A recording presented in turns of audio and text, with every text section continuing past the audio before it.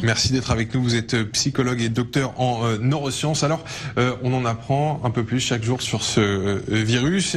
On s'inquiète également des séquelles à long terme chez des patients qui ont été gravement malades ou pas forcément. On en sait plus aujourd'hui?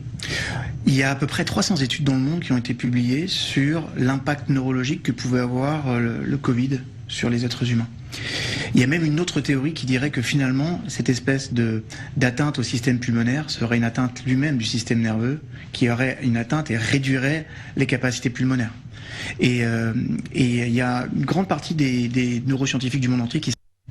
Docteur David Lefrançois, bonjour. Bonjour. Merci d'être avec nous, vous êtes psychologue et docteur en neurosciences. Alors, on en apprend un peu plus chaque jour sur ce virus. On s'inquiète également des séquelles à long terme chez des patients qui ont été gravement malades ou pas forcément. On en sait plus aujourd'hui? Il y a à peu près 300 études dans le monde qui ont été publiées sur l'impact neurologique que pouvait avoir le Covid sur les êtres humains. Il y a même une autre théorie qui dirait que finalement, cette espèce d'atteinte au système pulmonaire serait une atteinte lui-même du système nerveux, qui aurait une atteinte et réduirait les capacités pulmonaires.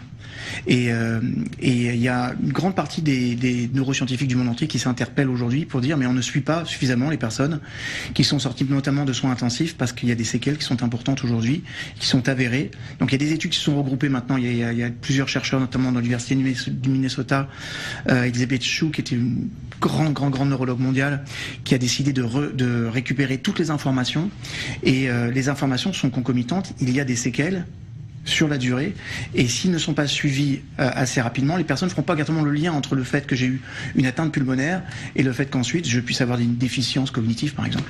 Et comment on peut traiter ces déficiences cognitives? Oui, on peut traiter, il y a des traitements, par exemple, on a vu que certains premiers virus, notamment en 1918, lui il avait une particularité, il attaquait les cellules dopaminergiques.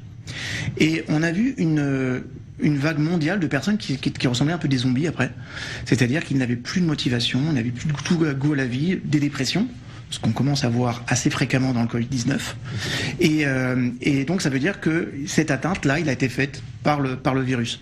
Et de toute façon, dès qu'il y a charge virale, alors on a une grosse barrière dans le cerveau qui s'appelle la barrière hémato-encéphalique, qui est là pour nous protéger, mais quand l'infection est trop importante, il y a une atteinte du cerveau qui est presque obligatoire. Alors, certains vont s'en remettre assez rapidement, d'autres vont être un peu plus fragilisés, c'est certain.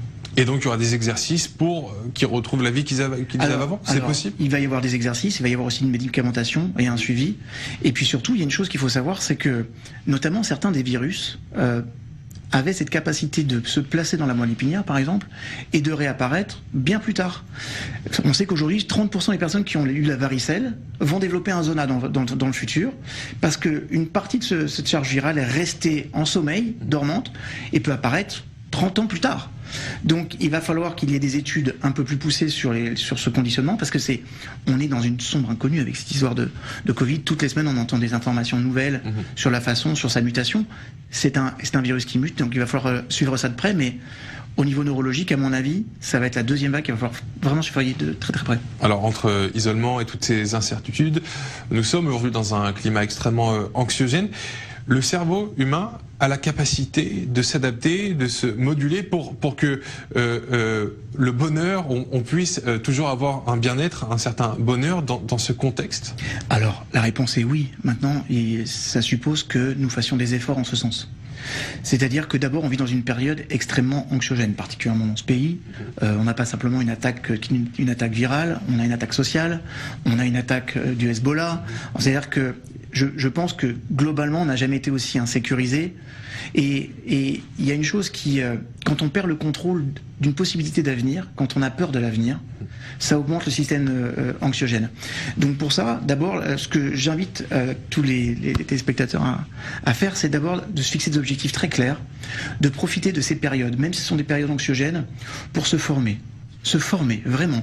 Apprenez des choses nouvelles ou renforcez ce que vous faites déjà, juste pour vous mettre en dynamique du style maintenant, malgré tout, je fais ça. Il y avait un grand psychologue qui disait que les choses étant ce qu'elles sont, qu'est-ce que je peux faire maintenant pour passer au niveau supérieur? C'est maintenant qu'il faut le faire. Donc profitez de cette période-là, ça va réduire la base anxiogène parce que vous allez avoir un objectif précis.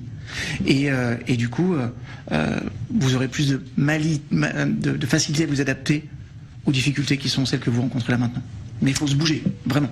Il faut bouger, c'est très important. Il ne faut pas hésiter, il faut oser parfois sortir aussi, même s'il faut porter le masque.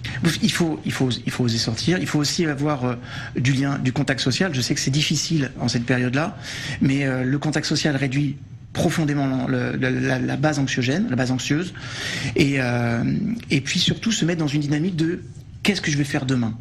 Peu importe, tu veux changer de métier, tu veux t'améliorer, tu veux développer une nouvelle affaire, tu veux que ça se reproduise plus jamais, construis maintenant ton avenir à travers des actions très concrètes, ça va réduire la base anxiogène. Il y a une autre anxiété, c'est qu'on voit que ceux qui sont censés nous diriger, les gouvernements ont du mal à gérer cette épidémie, ça rajoute un peu à l'angoisse, à l'incertitude, à l'hypothèse d'une sortie de crise. C'est très rassurant quand on a des leaders qui savent exactement où ils vont et qu'ils ont une vision, parce que du coup ça nous rassure. Et force est de constater que les leaders du monde entier, pas simplement dans notre pays mais du monde entier, tirent un peu à vue, ils essaient de s'adapter par rapport à une condition. Je pense que nos gouvernants n'ont jamais eu une crise aussi puissante à gérer aujourd'hui, parce que d'abord il y a des informations qui sont changeantes en permanence, il y a des pressions qui sont des pressions économiques et sociales qui sont permanentes. Je trouve que gouverner dans cette période n'a jamais été aussi difficile. Et je trouve aussi que c'est important que nous fassions un peu plus confiance aussi à nos gouvernants et de se dire que même si eux changent d'avis, c'est normal. On a des gouvernants qui ont dit pas besoin de porter le masque. Après ils nous disent porter le masque c'est obligatoire. Est-ce que ce sont des mauvais gouvernants? Je ne sais pas, j'ai pas de jugement là-dessus, mais on s'adapte face à l'information que l'on a, et à nous de nous adapter aussi, puis d'être un peu plus tolérants peut-être. Merci beaucoup, docteur David Lefrançois. Je rappelle que vous êtes psychologue et docteur en neurosciences. Merci pour tous ces bons conseils.